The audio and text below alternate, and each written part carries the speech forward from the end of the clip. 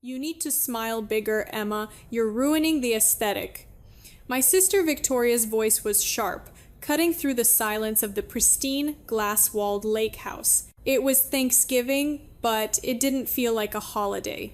It felt like a film set. Victoria had positioned my 8-month-old daughter, Emma, on a white fur rug, trying to force her into a pose for a sponsored social media video. Emma was tired. She was hungry. And when she let out a small, fussy cry, Victoria didn't comfort her. She snapped. With a look of pure irritation, she reached out and aggressively pinched the soft skin of Emma's thigh, then slapped it hard. A sharp, stinging sound echoed in the room. "You spoiled little brat," she hissed. The room went dead silent. My husband Ryan, a fire captain who had spent his life saving people, stood up. He didn't yell, he didn't blink, he just looked at Victoria and said 2 words that changed everything. "Get out." Before we go further, drop a comment and let me know where you're listening from right now. I read every single one, and I'd love to know who is standing with us today. Oh, stop being so dramatic. My mother, Patricia's voice fluttered through the room, light and dismissive, as if she were shooing away a fly. She didn't look at Emma. She didn't look at the red mark blooming on my daughter's skin. She looked at Ryan, her expression tight with social embarrassment. "Victoria is just stressed about her engagement metrics," she said. She barely touched her. My father Richard chimed in, carving knife still in hand. "Let's not ruin dinner, everyone. The turkey is getting cold." It was a masterclass in denial. In their world, the appearance of a happy family was more important than the safety of a child. But Ryan wasn't part of their world. He didn't look at them. He kept his eyes locked on Victoria. 10, he said. His voice was low, devoid of anger, terrifyingly calm. It was the voice he used when a building was structurally unsound, and he was ordering his men out. Victoria laughed, a brittle, high-pitched sound. "You can't kick me out," she scoffed. "This is Mom and Dad's house." 9, Ryan said. He took a step forward. He is 6'3", broad-shouldered, a man who breaks down doors for a living. Victoria took a step back. My heart rate didn't even spike. That is the training. When a code blue alarm sounds in the pediatric wing, you don't scream, you assess. I looked down at Emma's leg. The skin was already modeling. I saw the distinct outline of 4 fingers and a thumb, a perfect, angry map of my sister's rage. It wasn't a tap, it was a battery. 8, Ryan said. He pulled his phone from his pocket. 7, I am dialing 911. My father slammed the carving knife onto the platter. "Now see here, Ryan, you are overreacting. We can handle this as a family." 6, Ryan said. 5. Victoria looked at our parents, waiting for them to save her, to tell Ryan to sit down, to restore the hierarchy where she was the queen and I was the audience. But they were frozen by the absolute certainty in my husband's posture. They realized, perhaps for the first time, that their money held no power over him. 4. "Fine," Victoria shrieked. She grabbed her purse from the counter, sweeping a vase of expensive white lilies onto the floor. The glass shattered, water pooling on the hardwood. "I hope you're happy. You ruined the entire aesthetic." "You are so selfish, Ashley. You always have been." She stormed out the front door, slamming it so hard the glass walls of the house vibrated. Silence rushed back into the room, heavy and suffocating. My mother let out a sob. Not for the baby, but for the vase. "Look what you made her do," she whispered. I didn't respond. I picked up my diaper bag. I picked up my daughter. "We're leaving," I said. My voice sounded strange to my own ears, flat, metallic. "Ashley, don't be ridiculous," my father snapped. "Sit down and eat." I looked at him, really looked at him, and realized I felt nothing. No guilt, no obligation, just the cold calculation of a nurse assessing a hazardous environment. "Ryan," I said, "start the car." We didn't go home. As we pulled out of the driveway, leaving the perfect lake house glowing in the twilight, I turned to Ryan. My hands were steady. "Head to the ER," I said. "Not urgent care." "The main hospital?" "Why?" he asked, though I think he already knew. Because urgent care records are easily dismissed, I told him. I need a full pediatric trauma assessment. I need photos. I need a paper trail that no amount of money can erase. Ryan nodded, his knuckles white on the steering wheel. We weren't just parents anymore, we were plaintiffs. And the war had just begun. The emergency room waiting area smelled of antiseptic and stale coffee. Under the harsh fluorescent lights, the red handprint on Emma's leg looked violent, almost obscene against her pale skin. She had finally fallen asleep in my arms, exhausted from crying. Ryan sat beside me, his knee bouncing with a restless, kinetic energy. He was ready to fight a war, but right now, the war was a waiting game. I stared at the triage door, and my mind drifted back to the dinner table. I kept asking myself the same question.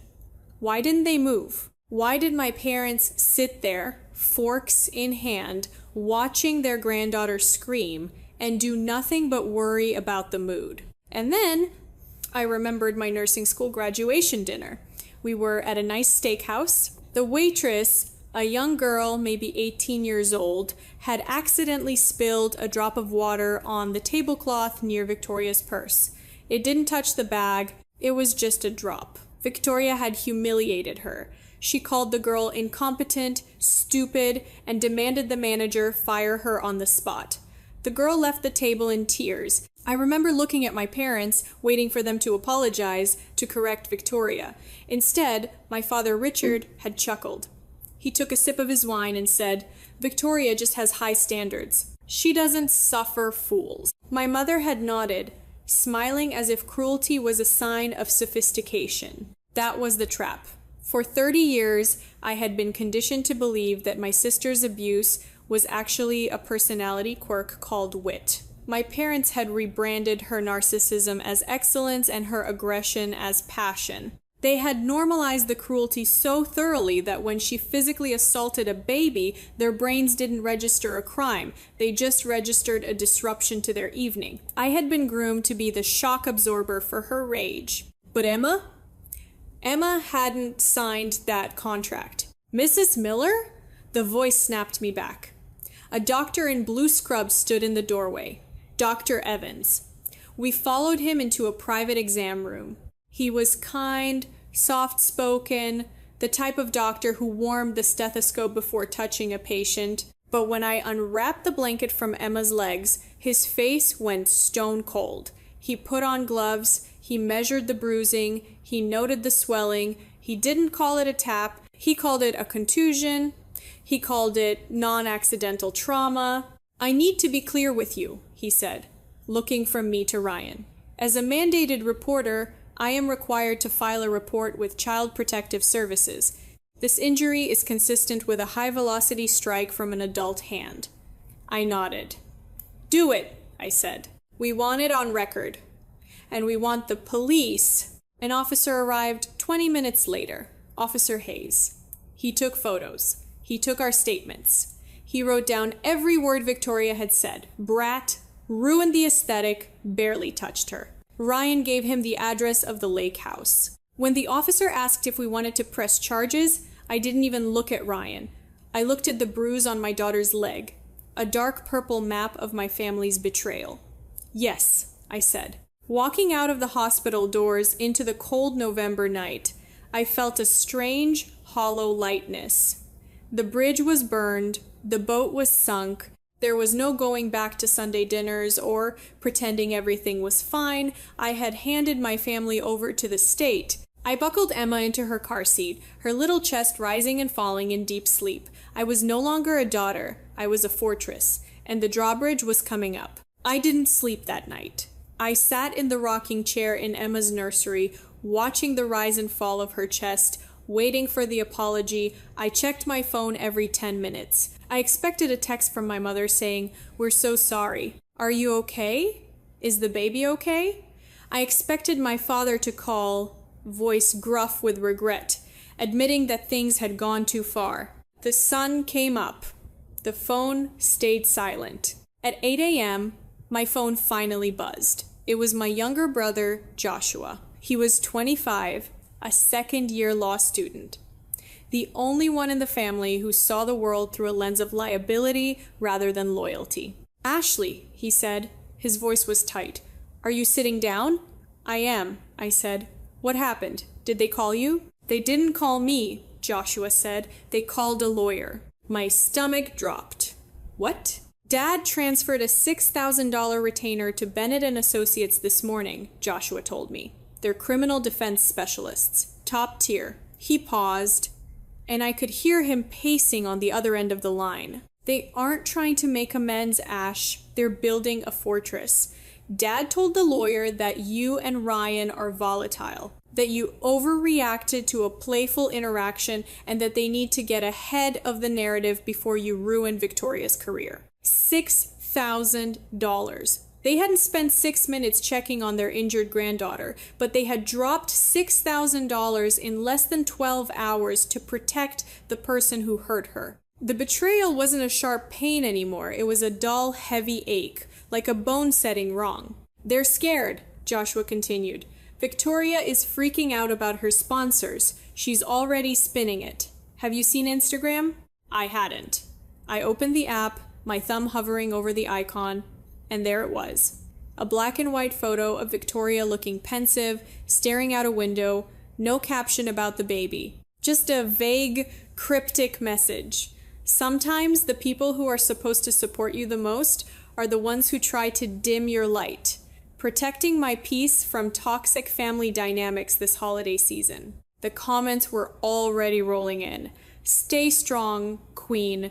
Jealousy is a disease. Get well soon. Family can be the worst haters." She was the victim. In her mind, and now in the minds of her 50,000 followers, she was the martyr of a toxic family. Not the aggressor who had assaulted an infant. It was a masterclass in Darvo, deny, attack, reverse victim and offender. "Thanks, Josh," I said. My voice was calm. "Keep me posted." I hung up and looked at Ryan. He was standing in the doorway, 2 mugs of coffee in his hands. His eyes were red-rimmed from lack of sleep. "They hired a lawyer," I told him, "and Victoria is playing the victim online." Ryan set the coffee down. He didn't look surprised. He looked resolved. "Good," he said. "That simplifies things." "How does it simplify things?" I asked. "They have money, Ryan. They have resources." "Because now we know who they are," he said. He walked over to the window and looked out at our modest suburban street. "They aren't family anymore, Ashley. They're the opposition. And you don't negotiate with the opposition. You defeat them." I looked down at my phone, at the glowing screen where my sister was receiving sympathy for abusing my child. I felt the last tether of guilt snap. I didn't want their apology anymore. I didn't want their money. I wanted the truth to be the only thing left standing when the dust cleared. I opened my laptop. It was time to organize my own evidence. If they wanted a war, they were going to get one. And I had something they didn't. I had the truth. And I had the receipts. 2 days later, there was a knock at my door. I checked the security camera feed on my phone. It was my mother, Patricia. She was standing on my porch, dressed in a cashmere coat, looking for all the world like a concerned grandmother stopping by for a visit, but she wasn't holding a toy or a casserole. She was holding a manila envelope. I opened the door but left the storm door locked. "Can I help you?" I asked. My voice was polite, distant. "Ashley, open the door," she said. Her tone was brisk, businesslike. "We need to settle this before it gets any more embarrassing." "There's nothing to settle," I said. "You paid for a lawyer to defend the person who assaulted my child. We're done." She stepped closer to the glass. I saw a flash of something in her eyes that I had never seen before. It wasn't the passive, enabling look she usually wore. It was sharp, predatory. "If you don't drop the charges," she said, her voice dropping to a harsh whisper, "I am going to destroy you." The audacity was so sharp it almost drew blood. Destroy me? How? "I know about the PPA, Ashley." The air left my lungs. Postpartum anxiety. After Emma was born, I had struggled. I had obsessive thoughts about her safety. I checked her breathing 10 times a night. I had panic attacks. I had sought help, gone to therapy, taken medication. It was a private medical struggle that I had confided in my mother during a rare moment of vulnerability, thinking she would offer support. Instead, she had filed it away as ammunition. "What about it?" I managed to say. "If this goes to trial," she said, tapping the envelope against the glass, "I will testify. I will tell the court that I saw you shaking Emma. I will tell them that Victoria intervened to stop you, and that's how the baby got hurt. I will say that you are mentally unstable and that this whole police report is a delusion born of your anxiety." I stared at her. The woman who had packed my school lunches, the woman who had bought my wedding dress, she wasn't just an enabler anymore. She was a monster. She was willing to perjure herself, to accuse her own daughter of child abuse, to risk my nursing license and my custody of Emma, just to save face. "You would do that?" I whispered. "You would lie to take my child away?" She didn't blink. "I will do whatever it takes to protect this family. Drop the charges, Ashley. Or I will make sure the state takes Emma away from you for her own safety." Something inside me snapped. It wasn't a loud snap. It was the quiet, final sound of a tether breaking. The invisible chain that had bound me to her, the need for her approval, the fear of her disappointment, the hope that she secretly loved me, it was gone. I looked at her, and I didn't see my mother. I saw a threat. "Get off my porch," I said.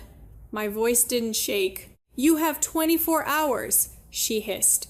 Then she turned and walked back to her Mercedes, heels clicking on the pavement. I locked the door. I walked into the kitchen where Ryan was feeding Emma in her high chair. He looked up, saw my face, and put the spoon down. "What happened?" he asked. "She threatened to blackmail me," I said. "She's going to lie to CPS. She's going to say I hurt Emma." Ryan stood up. His chair scraped violently against the floor. He walked over to me and pulled me into his chest. I could feel his heart hammering against my ear. "They made a mistake," he said. "What mistake?" I asked, burying my face in his shirt. "They threatened a mother," he said. He pulled back and looked me in the eye. "They think you're weak, Ash. They think you're still the little girl who wants them to like her. They don't know who you are now." I looked over at Emma, who was happily smearing sweet potatoes on her tray. My mother wanted to use my mental health struggles, my fight to be a good mother, against me. She wanted to weaponize my love for my child. Ryan was right. They didn't know who I was. They thought they were dealing with a daughter. But they were dealing with a plaintiff who had just been handed the smoking gun. I picked up my phone. I didn't call my mother. I called Joshua. "Josh," I said, "Mom just threatened to perjure herself and file a false CPS report. I need you to tell me exactly how to file for a restraining order, and I want it against both of them." The daughter was dead, the protector was born, and she was going to burn their house down. The threat of blackmail changed everything. Fear evaporated, replaced by a cold, tactical fury. I wasn't just fighting for justice anymore. I was fighting for survival. I called Joshua immediately. "She threatened to call CPS?" Joshua's voice was incredulous. "She actually said she'd lie about the PPA?" "To my face," I confirmed. "She gave me 24 hours to drop the charges or she'd destroy me." "Okay," Joshua said, his tone shifting from brother to legal strategist. "That's extortion. It's witness intimidation. And in the state of Michigan, it's a felony. Did you get it on camera?" "The Ring doorbell," I said. "It records audio. Download it," he ordered. "Save it to 3 different places. Cloud, hard drive, email it to yourself. That footage is your shield." Next, I called Ryan. He was at the fire station, mid-shift. When I told him what my mother had done, there was a long silence on the other end. "I'm coming home," he said. "No," I told him. "Stay at work, talk to your union rep, find out who the best family law attorney in the city is. We aren't just defending ourselves, Ryan. We're going on the offensive." We spent the next 48 hours turning our lives into a fortress. We filed for an emergency protective order not just against Victoria, but against my parents as well, citing the blackmail attempt and the threat to file a false report. We submitted the ring footage as Exhibit A. We hired a security company to install cameras covering every angle of our property, driveway, backyard, side windows. We changed the locks. We alerted Emma's daycare, adding my parents to a strict do not release list and providing photos to the staff. But the most critical piece of evidence came from an unexpected place. I was scrolling through Victoria's old social media posts, looking for anything that established a pattern of aggression when I remembered something. Victoria was obsessed with cloud backups. She synced everything. And 4 years ago, when her laptop crashed, she had given me her login credentials to help her retrieve some files. I had never used them. I sat down at my computer, my heart was pounding, I typed in her old email address, I tried the password she used for everything. Victoria wins 1. Access granted. I navigated to her photo stream. I scrolled back to Thanksgiving. And there it was. A video file in the recently deleted folder, scheduled to be permanently erased in 3 days. She hadn't just deleted the video from her phone, she had tried to scrub it from existence. But the cloud had caught it. I pressed play. The video started mid-scene. Emma was crying. Victoria's face was twisted in a snarl I recognized from childhood. "Smile, you little brat." And then, clear as day, the pinch. The slap. The sound of flesh hitting flesh. It wasn't an accident. It wasn't a tap. It was a deliberate, violent act of frustration against a helpless infant. I downloaded the video. I watched it 3 times, letting the anger solidify into something unbreakable. They had money. They had influence. They had the audacity to threaten a mother with her own mental health history. But I had the truth. And now, I had the video. I called our new lawyer, a shark named Elena Rodriguez, whom Ryan's union rep had recommended. "I have something for you," I said. "Is it the blackmail tape?" she asked. "Better," I said. "I have the assault." The shift was complete. The scared daughter who wanted her mother's approval was gone. In her place stood a plaintiff with a smoking gun and a scorched earth policy. I wasn't waiting for a court date anymore. I was ready to bring the gavel down myself. The courtroom smelled like floor wax and anxiety. My parents arrived 10 minutes early, flanked by the expensive defense team Richard had retained. They looked immaculate. My mother wore a navy suit that screamed respectable grandmother, and my father projected the air of a misunderstood philanthropist. Victoria sat between them, dressed in a soft pastel cardigan, dabbing at dry eyes with a tissue. It was a performance. They were treating the legal system like just another social event they could charm their way through. They thought this was about aesthetics. They didn't realize it was about evidence. When the hearing began, their lawyer painted a picture of a hysterical, vindictive sister. He claimed I was weaponizing a minor accident to settle old sibling rivalries. He called my parents loving grandparents who were being unjustly kept from their grandchild. Victoria took the stand and wept. She talked about how much she loved Emma, how she would never hurt a fly, how I had always been jealous of her success. It was a compelling story. For a moment, I saw the judge's expression soften. Then it was our turn. Elena Rodriguez stood up. She didn't make a speech. She didn't use flowery adjectives. She simply walked to the evidence table. "Your Honor," she said, "I would like to submit Exhibit A." She projected the photos from the ER onto the courtroom monitors. The room went quiet. The handprint on Emma's thigh was undeniable, dark, purple, and shaped exactly like a hand. It wasn't a smudge. It was a brand. Exhibit B, Elena continued.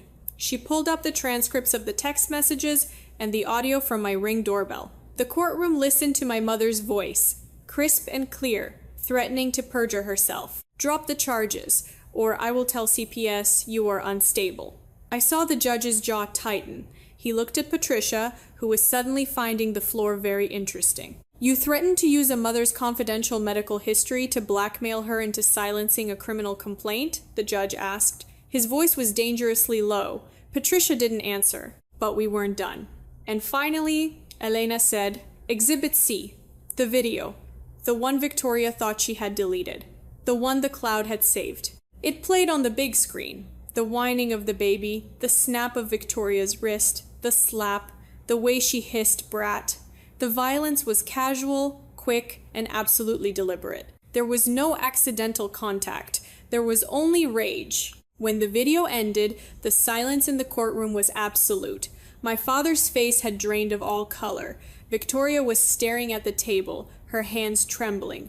The performance was over. The lights were on, and the stage was rotting. The judge didn't need to deliberate. He looked at my family with an expression of pure disgust. In 20 years, on the bench, he said, "I have rarely seen a family so committed to protecting an abuser at the expense of a victim." He turned to my parents. "You funded her defense. You attempted to blackmail the victim.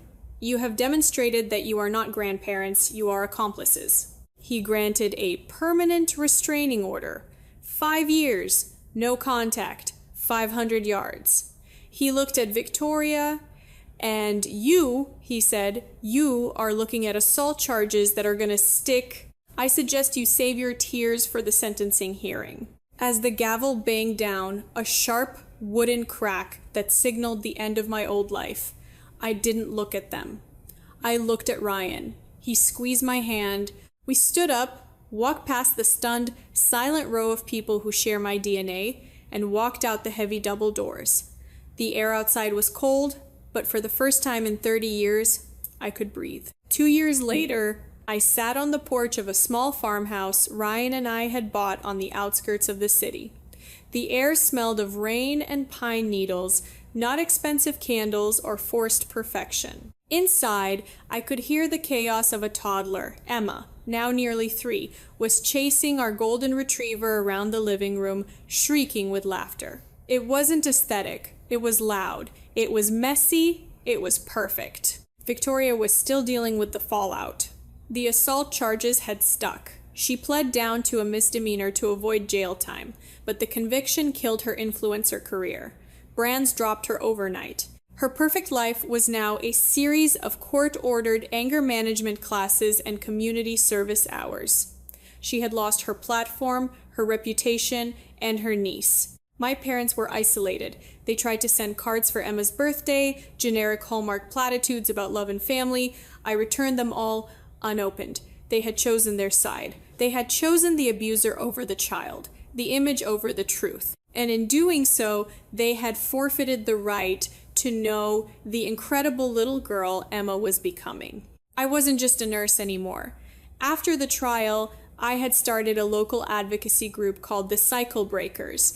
We helped mothers dealing with family-enabled abuse navigate the legal system. We taught them how to document evidence, how to file protective orders, how to stand up to the pressure to keep the peace. Looking out at the tree line, I realized something profound. My revenge wasn't destroying them, it was building a life they couldn't touch. I hadn't just protected Emma from a slap, I had protected her from a lifetime of normalized cruelty. I had planted a seed of safety in her life, a boundary that taught her she was worth protecting.